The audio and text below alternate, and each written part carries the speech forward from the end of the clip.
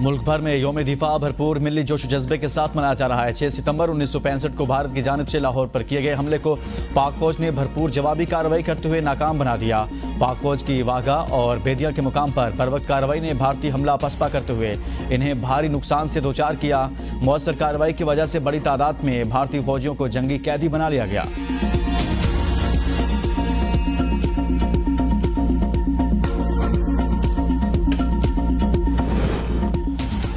यौम दिफा मज़ार-ए-कायद पर गार्ड्स की तब्दीली की पुरवकार तकरीब। एयर वाइस मार्शल गजनफर लतीफ़ तकरीब के मेहमान ख़ुसूसी थे।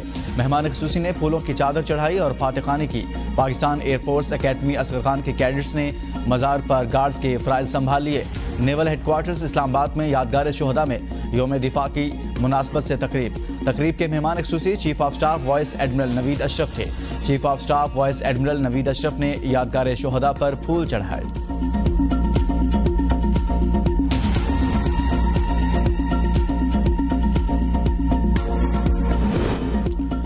मुल्क को नुकसान पहुंचाने की कोशिश का मुंह तोड़ जवाब देंगे। अस्करी क़यादत का यौम दिफा पर पैगाम। Chairman joint chief of staff committee services chiefs और अफवाज पाकिस्तान की जानिब से शुहदा और इनके लवाहिकीन को खिराज अकीदत। कहा, हम बतौर कौम उन तमाम शुहदा की कुर्बानियों के मकरूज हैं जिन्होंने पाकिस्तान के परचम की सरबलंदी के लिए अपनी जानों के नजराने पेश किए। 6 सितंबर 1965 को हक व बातिल के मार्के ने यह साबित किया कि गयूर कौम अपनी सरहदों की हिफाजत करने के लिए हमा वक्त तैयार है। मादर वतन के हज़ारों बेटों ने अपनी जानों का नजराना पेश करते हुए पाक सरजमीन के दिफा को नाकाबिल तस्खीर बनाया। आज पूरी कौम उनकी कुर्बानियों को सलाम पेश करती है। मुसल्लह अफवाज हर तरह के अंदरूनी और बैरूनी खतरात के खिलाफ दिफा वतन के लिए पुरअज़्म है।